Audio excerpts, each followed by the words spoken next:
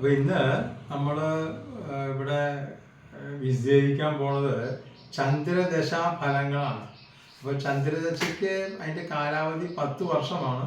അപ്പോൾ ചന്ദ്രദശയെ കുറിച്ചാണ് നമ്മൾ ഇന്ന് പറയാൻ പോകുന്നത്. അപ്പോൾ ചന്ദ്രൻ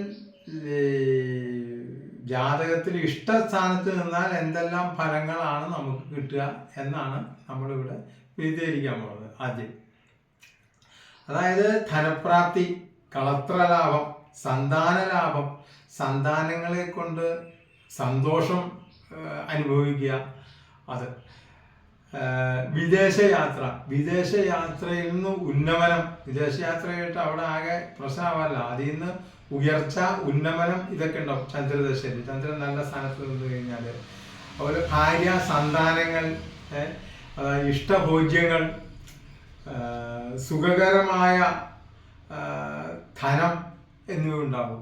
സുഖകരമായ ധനം എന്ന് വെച്ചാൽ നമുക്ക് നശിക്കാണ്ട് സുഖമായിട്ട് വരാൻ വേണ്ടിയുള്ള ധനം, അങ്ങനെ ധനം അതൊക്കെ ഉണ്ടാവുക. പിന്നെ സർക്കാരിൽ നിന്ന് ധനലാഭം, സർക്കാർ ഇപ്പം നമുക്ക് കിട്ടാത്ത സർക്കാരിൽ നിന്ന് എന്തെങ്കിലും കാശ് കിട്ടാനുണ്ട്, അങ്ങനെയൊക്കെ ഉണ്ടെങ്കിൽ അത് കിട്ടുക, അങ്ങനെയൊക്കെയുള്ള ഗുണങ്ങൾ ഈ ദശയിൽ ഉണ്ടാവും. അതുപോലെ ആഭരണങ്ങൾ, വസ്ത്രം, പുതിയ വസ്ത്രങ്ങൾ, ആഭരണങ്ങൾ, അതിനൊക്കെ താല്പര്യം കൂടും, നമ്മളതൊക്കെ മേടിക്കാൻ സന്നദ്ധരാകും ഈ സമയത്ത്. അതുപോലെ തന്നെ മാതാവിന് സുഖം, മാതാവിന് നല്ല സുഖവും കാര്യങ്ങളും, നമ്മളോട് വളരെ ഇഷ്ടം തോന്നുക, നമുക്ക് മാതാവിനോട് ഇഷ്ടം തോന്നുക, ഇങ്ങനെയൊക്കെയുള്ള കാര്യങ്ങൾ ഈ ചന്ദ്രദശയിൽ സംഭവിക്കും. പിന്നെ സർക്കാരിൽ നിന്ന് സമ്മാനങ്ങൾ കിട്ടുക, അനുമോദനങ്ങൾ കിട്ടുക, എന്തെങ്കിലും നമ്മൾ പ്രവൃത്തി ചെയ്ത് അതിന് സമ്മാനങ്ങൾ, അനുമോദനങ്ങൾ, ഇങ്ങനെയുള്ള കാര്യങ്ങളൊക്കെ ഉണ്ടാവുക. ഭാര്യ, സന്താനങ്ങൾ, ബന്ധുക്കൾ, ഇവരാൽ സൗഖ്യം അനുഭവപ്പെടുക, ഇവരൊക്കെ നമ്മളോട് എപ്പം നമ്മളോട് സ്നേഹപ്രകടനം, ഉൾവാണി കാണിക്കുക, ഇങ്ങനെയൊക്കെയുള്ള ഗുണങ്ങൾ ഉണ്ടാകും. അതുപോലെ ഉദ്യോഗലബ്ധി, ധനലാഭം, കാമാനുഭൂതികൾ, അതുപോലെ വിനോദങ്ങളിൽ ഏർപ്പെടാൻ താല്പര്യം, എല്ലാ കാര്യങ്ങൾക്കും നമ്മുടെ പരിപൂർണത ഉണ്ടാവും.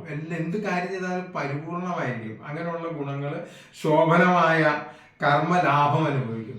ഇതൊക്കെ ആയിരിക്കും, അതായത് ഈ നമ്മുടെ ചന്ദ്രൻ ഇഷ്ടസ്ഥാനത്ത് നിന്നാൽ നമ്മൾ അനുഭവിക്കുന്ന കാര്യങ്ങളാണ് നമ്മളീ പറഞ്ഞത്.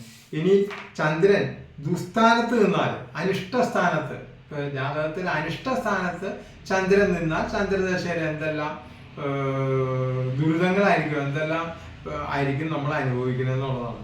മനോദുഃഖം, കലഹം, ആ ബന്ധുക്കളായിട്ടും മറ്റുള്ള ആൾക്കാരായിട്ടൊക്കെ കലഹം വെറുതെ ഉണ്ടാവുക. അതുപോലെ ധനനാശം, ഭൂമിനാശം, അപ്പോൾ നമുക്ക് ഭൂമി ഉണ്ടെങ്കിൽ അത് വിൽക്കാൻ തോന്നുക, അങ്ങനെയൊക്കെ ഉള്ളത്.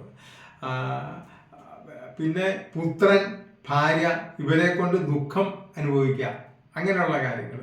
വിദേശയാത്ര, എന്നിട്ട് വിദേശയാത്ര കൊണ്ട് അവിടെ അലച്ചില്, ഗുണം ഉണ്ടാവില്ല ആ വിദേശയാത്ര.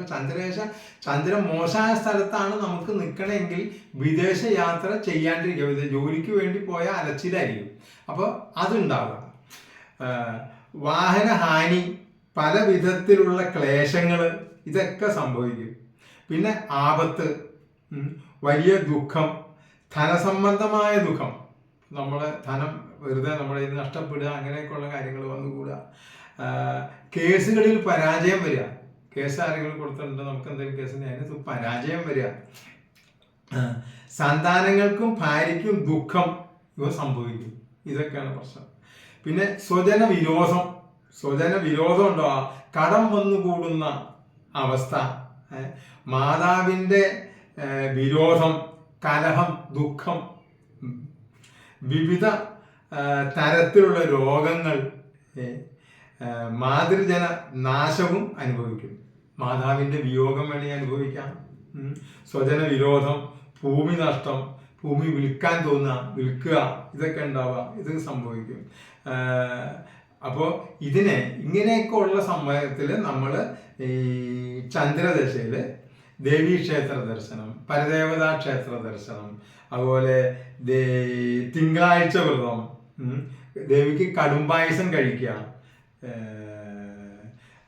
പരദേവതാ ക്ഷേത്രം നേരത്തെ പറഞ്ഞു. അപ്പോൾ ഇവർക്ക് സാധാരണ പരദേവത ക്ഷേത്രത്തിൽ കഴിക്കണം, വഴിപാടുകളും കാര്യങ്ങൾ. ഇത് ദശ തുടങ്ങി ഏതാണ്ട് കുറച്ച് ഒരു 6 മാസമെങ്കിലും അത് ഒന്നടവിട്ട മാസങ്ങളിലായി ചെയ്ത ദുരിതത്തിന് ഒരു പരിധി വരെ പരിഹാരമാവും. അപ്പോൾ ഇതൊക്കെയാണ് ഈ ചന്ദ്രദശ നല്ലതായാലും ചീത്തയായാലും ഒക്കെ നമുക്ക് അനുഭവയോഗ്യമായ കാര്യങ്ങൾ.